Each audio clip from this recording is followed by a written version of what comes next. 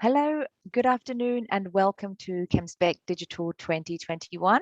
I have the pleasure to introduce the next and final session for today in the RSC Lecture Theatre. However, before I do, I would like to point out that we are recording the session, so it is made available to view on demand at a later date. And we ask attendees to write any questions throughout the presentation into the chat box on their screen. I will read them out at the end and present these questions to our presenter. Which means that without further ado, I will hand over to Mr. Hannes Gemoets of Creaflow, who will be presenting latest developments on scalable flow photoreactors. So thank you very much, Christian. Welcome everyone to this last session.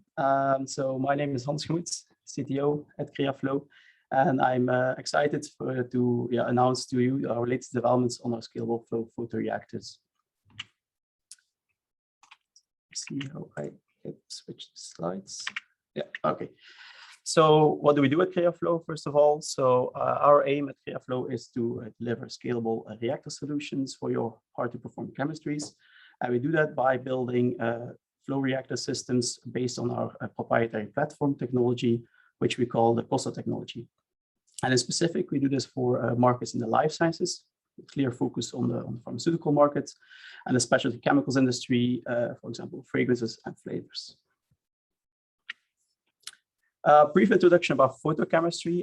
So what I would like to emphasize here is that photochemistry is not a new methodology. So photochemistry has been around for over a decade, over a century. So there was actually Giacomo Giomicin, let's say a pioneer, Italian professor pioneer, who was first reporting, let's say, photochemistry in literature over a century ago. And as you can see here, he was doing his photochemistry at this so-called, let's call it a rooftop laboratory in Bologna, where he had, of course, enough sun to do his first photochemistry experiments. But since the seminal work of Giacomo, there has not been too many. I mean, there has been a handful, let's say, of applications that went commercial. However, since the turn of the century, there has been a considerable revival that sprouted in photochemistry. And we believe that is due to some recent developments. First being, let's say, the advent of visible light photoredox catalysis. Simply what this means is using a catalyst that can harvest the visible light range and then transform this energy into a chemical potential to drive your reactions in a sustainable way. A second aspect is a technology aspect. So also in the last 20 years, there's been a lot of development with LED technologies. And that allows us, gives us access to, let's say, a very efficient and also cheaper source of light. So with that respect, also it's financially more interesting to use light as a, let's say, energy source. And then lastly, the continuous flow reactor technology. And that had matured, let's say, as well over the decade as a go-to technology for your hard-to-scale chemistries. And it's specific for photochemistry, because when we talk about flow photoreactor technology, we talk about constricted dimensions. And actually it represents, let's say, a perfect bride or groom for your photochemistry, as you can actually have quasi-homogeneous irradiation profiles within your reactors.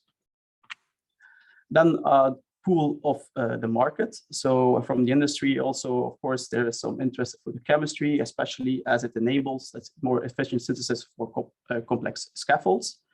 And this abides in the philosophy of escaping from the flatlet, where in the drug discovery in the last 10, 20 years, they have seen high success rates for let's say, drug molecules that had an increase in saturated profile, so meaning they had a more complex 3D structure. Also, for the chemistry in itself is also a new bonding forming methodology, so it truly expands the toolbox of the chemist, and that allows you to explore new chemical space and to construct IP-free libraries more easily. And lastly, I would like to also call photochemistry a lean and green synthesis approach, as mostly the synthesis routes are more direct, also making use of room temperature, or they can be run at room temperature, and also using traceless reagents, your photons. So with this in mind, at Creaflow, we started to develop a scalable platform technology. This technology is what we call the COSTA technology, and that's what we believe a truly scalable technology to scale up your process from the laboratory to all the way to the production. So COSTA is actually an acronym for the synergetic combination of three main features. First being the continuous processing over a linear plate flow reactors. And this in combination with static mixing elements that are located down the process channel.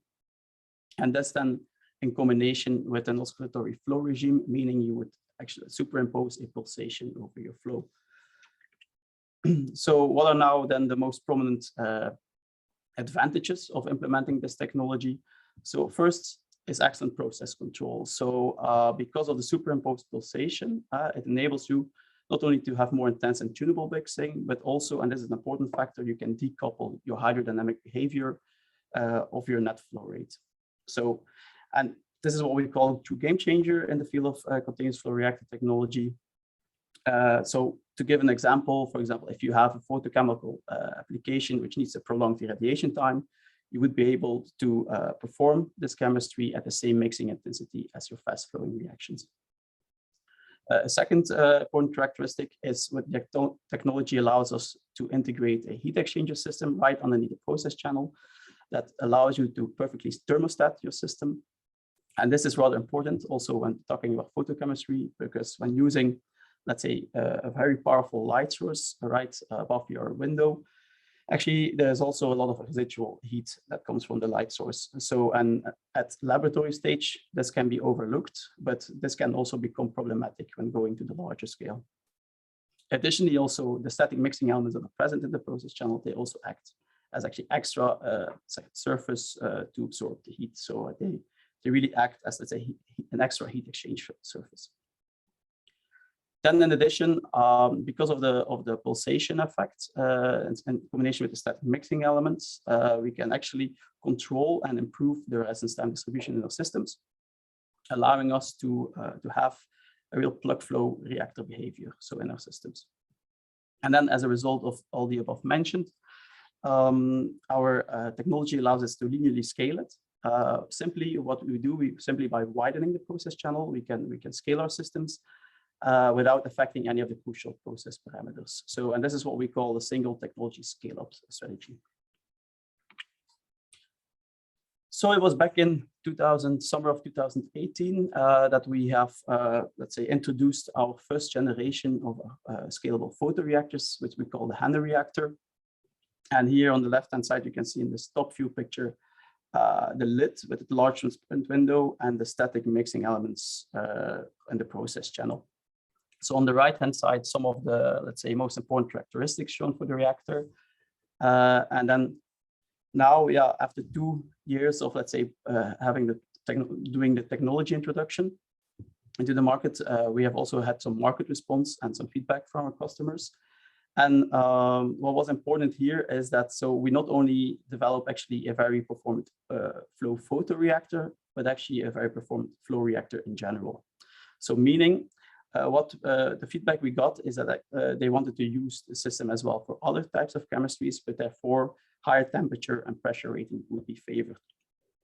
So for that, we actually have redesigned the new generation, which can handle now, let's say, much higher temperatures and pressures as the first generation.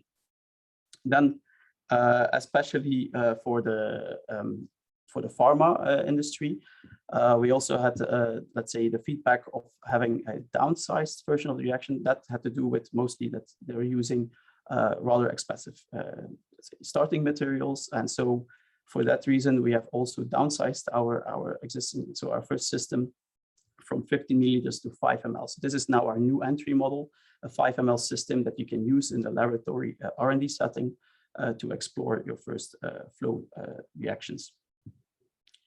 And then lastly, but not least, we have also, let's say, increased the modularity of the system. So to offer most flexibility, we have separated the process channel from the reactor base. And we now work with so-called interchangeable process inlays. So this is how they look like when you open up the reactor. And so you can easily actually exchange these plates and in our reactor systems now for different process spinning materials, but also for different static mixing element configurations, depending on what the process requires. So it is actually a platform flow reactor system that gives you the ultimate flexibility to adapt your reactor to your chemistry. And that is an important message, that you can really adapt the reactor to the chemistry instead of the vice versa.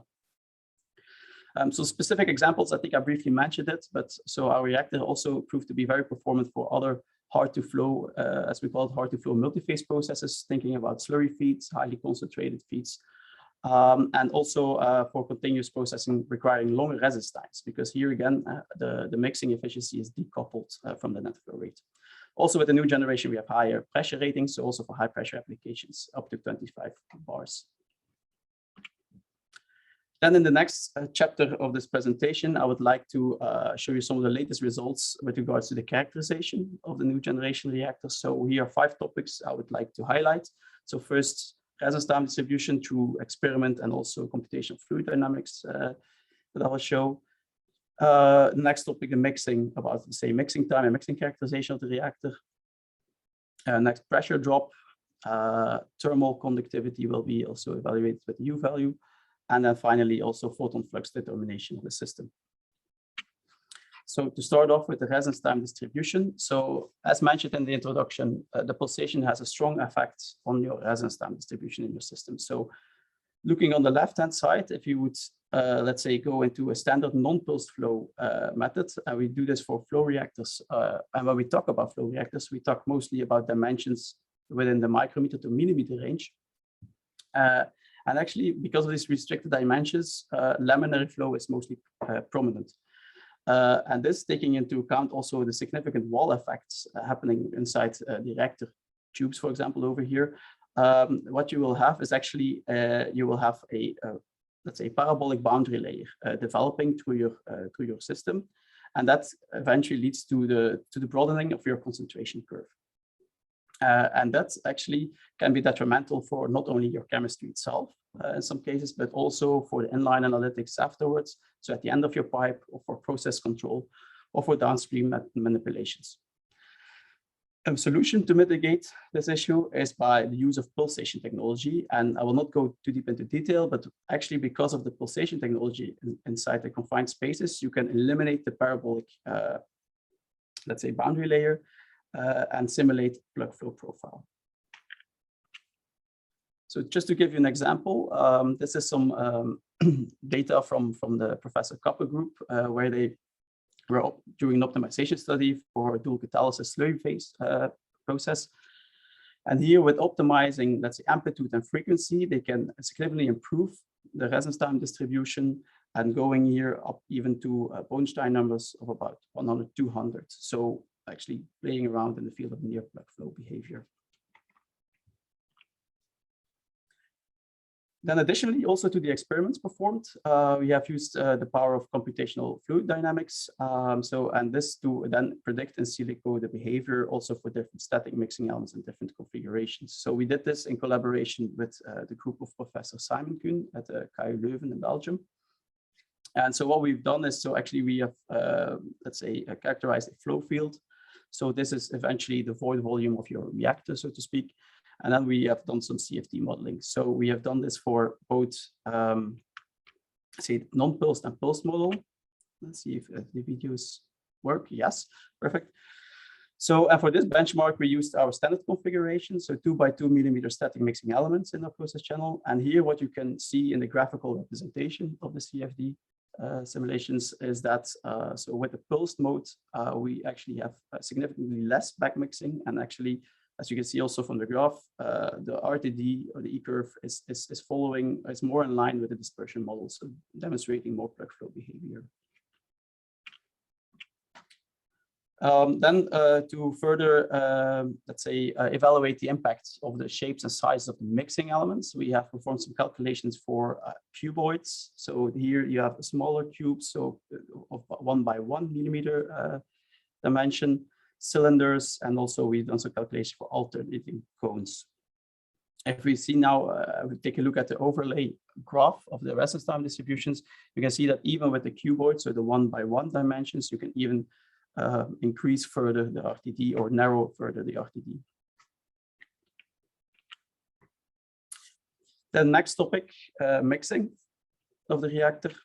So these are some recent results that I just got in, and this is about mixing time determination. So to shed more light on the mixing behavior, we have performed in HANU Reactor series of so-called filter mode Dushman experiments.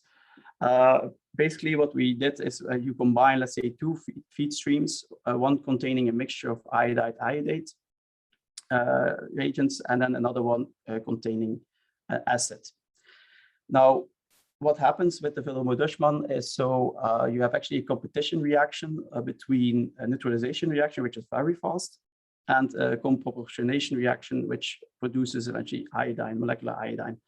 And in the excess of acids, actually the right reaction is favored. So also meaning resulting from the bad mixing behavior. Eventually, the iodine, molecular iodine in your system further reacts with excess iodides into triodides, and this can then be measured in line via UV vis as it absorbs the 365 nanometer range. With the absorption profiles of the iodides, we can then calculate back the mixing times of the system. So we have done this in our HANU reactor for both non-pulsed and pulsed case.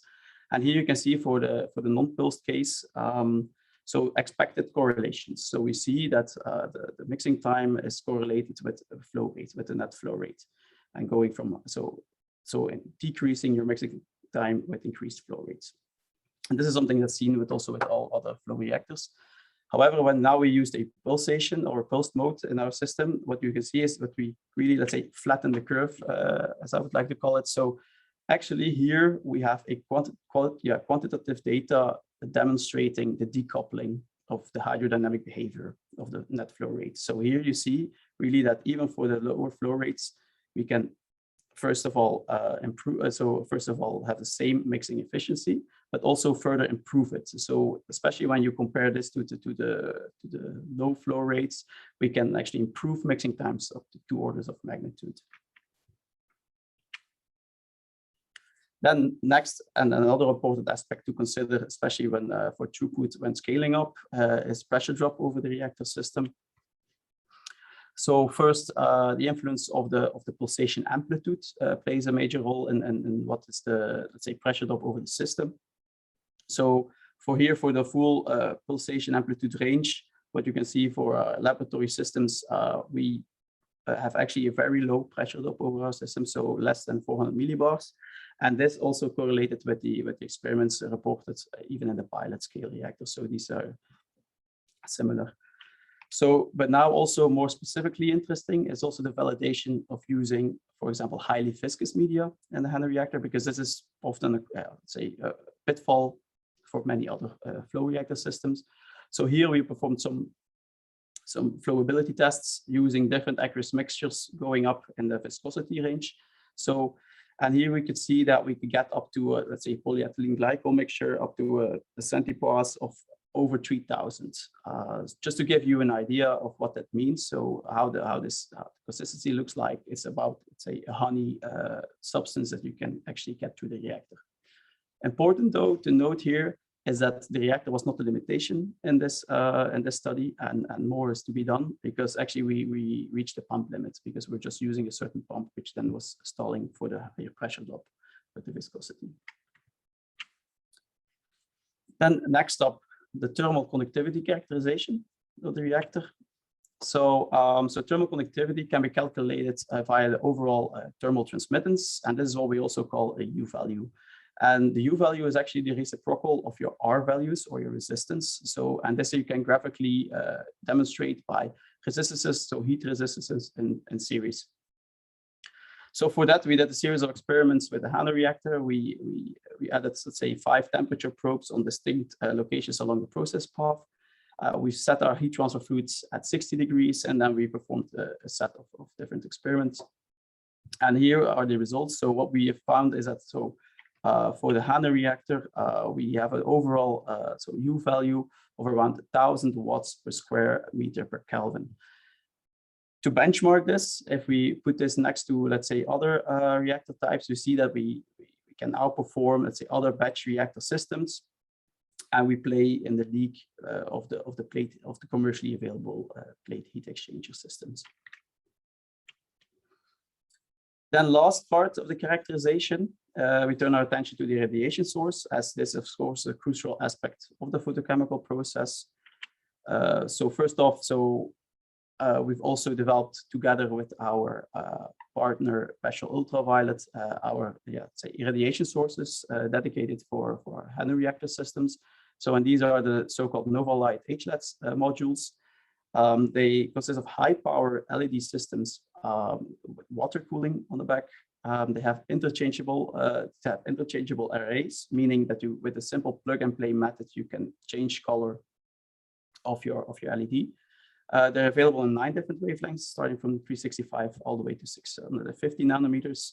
They're completely tunable in intensity as well, and then all the modules are also made certification ready, designed so that for let's say for scale-up purposes. Then to measure the incident photon flux, this is of course also an important measure to consider when doing photochemistry, as it can differ substantially from the light source, or let's say the setup used, because it can differ because of the different distance between the reactor and the lamp, or different geometry, or if you're using a polychromatic or a monochromatic light source, it can all make a huge influence on your photochemistry. So to have a good understanding, actinometric data allows you to really, let's say, facilitate reproducibility, as it is a quantitative comparison, as it gives you a quantitative comparison between experimental results. So for this, we use, and we did this in collaboration with Ecosynth. For this, we used a ferrioxide actinometer. It's, let's say, the most used actinometer and most accepted actinometer out there. And we have performed, let's say, so what does it mean, the ferrioxide actinometer? What you do actually is you do a photoreduction of iron 3 complex to iron 2. And by measuring the reaction rate, you can calculate back your absorbed photons, as the quantum yield is known for this reaction. So for this, we use our light module at 405 nanometers. And we calculated the photon flux that entered the process channel in our system. And so here we determined to have approximately 30 times -6 moles per photons per second. Again, benchmarking this to other reactor systems. So here are 3 examples. So first is a coil wrapped around high pressure mercury light. The second is a wrapped coil with a UV LED array, and the third comparison with an immersion well batch system, also with high pressure mercury lights. And if you can see here, the HANU reactor actually demonstrates a high photon flux per volume of reactor for the desired wavelength. Apart from the visible light, we're also exploring, let's say, opportunities into the UV range, and especially to provide. So in our pipeline, we actually are manufacturing monochromatic UV light sources. And this especially to bridge the gap between the UVC and the UVA range, so that we can provide monochromatic light in that range. And so we have, for example, here we have some excimer lamp type technology where we can, let's say, have monochromatic light at distinct wavelengths. Then here it is, the lineup of the products that are now on the market. So we as the title says, so we take scalable photochemistry seriously. So as we offer solutions all the way from the laboratory R&D setting to the process development stage, all the way to the pilot and production. And so to give you an example, this is the pilot reactor made by simply widening the process channel without affecting any of the crucial process parameters. But however, we also considered that there was still a missing piece in the puzzle, and specifically for people who are really at, let's say, the early exploratory phase, for which let's say, flow systems are not yet required, but a robust parallel screening system for your photochemistry would be, with excellent controllability, would be, let's say, essential. And especially with controllability, I mean controllability for temperature, photon flux, also particle handling and mixing, controllability. We've seen that there's not yet, let's say, a very robust system on the market. And so for that, I would like to announce today, actually, we have a new product in our lineup, and that is what we call the HANU PX9. So this is actually a multi-vial screening device for photochemistry. It can hold up to 9 vials of each 8 ml.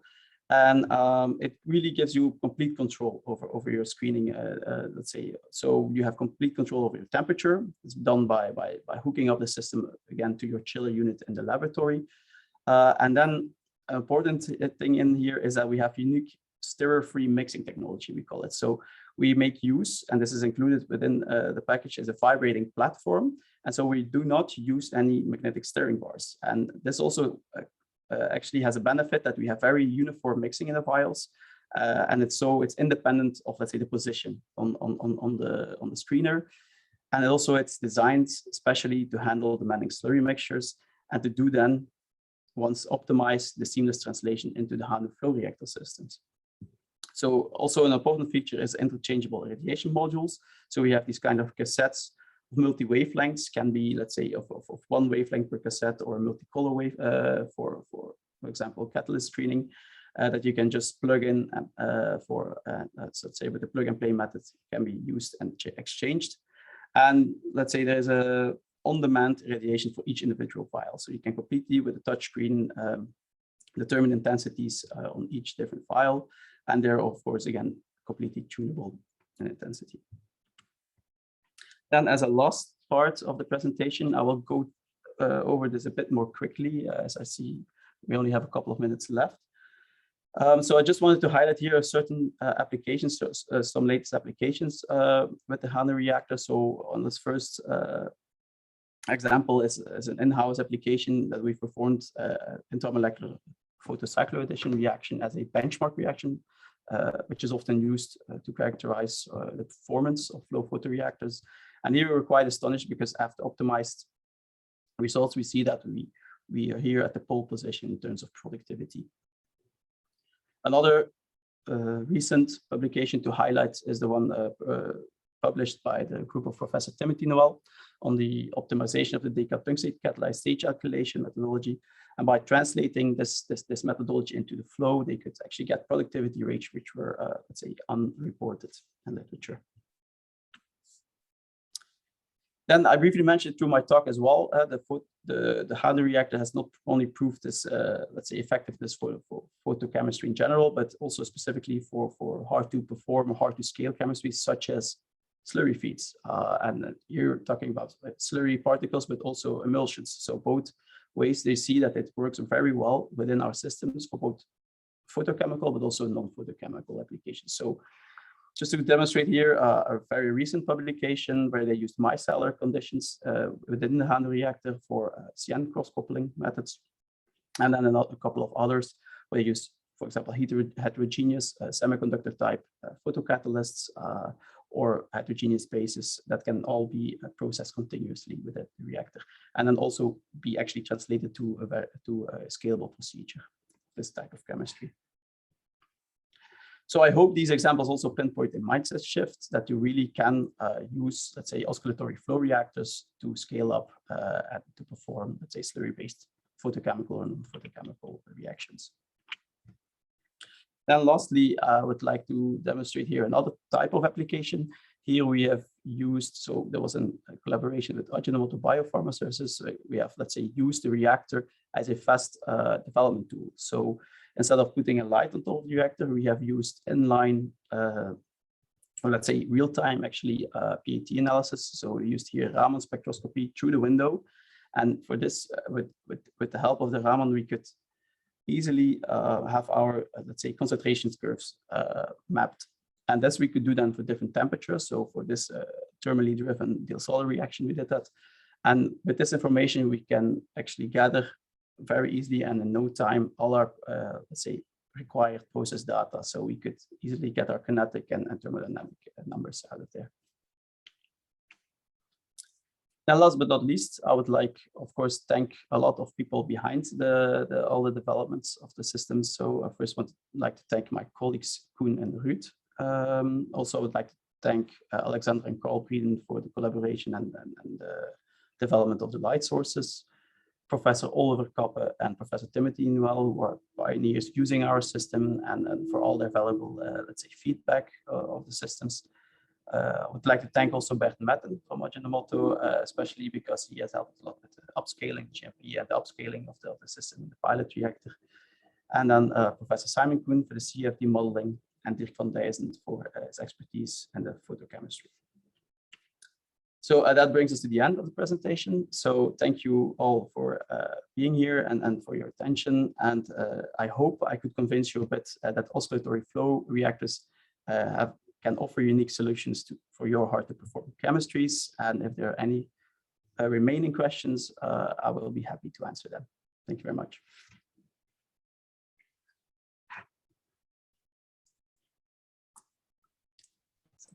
Christian, I think you're still on mute. You hear me? I know. Yeah. Oh no. Yes. Can you hear me now? Yeah. Okay. Excellent. I think we are just double checking whether there are any sort of last minute. Somebody's probably busy typing a question. No. Okay. Well, I think your presentation was all encompassing, Hannes. Obviously, in which case what I would say is I'd like to firstly thank you for your time to present and come on board for Chemspec Digital. Thank all the attendees for watching, and invite them to make contact with you directly on the platform. The schedule meetings, you've got all day tomorrow. If you've got time in your busy schedule, Hannes, I'm sure that we will be able to reach out to you or your colleagues to further discuss what you have shown today. In which case, thank you all very much for attending, and have a lovely afternoon. Bye. Bye-bye.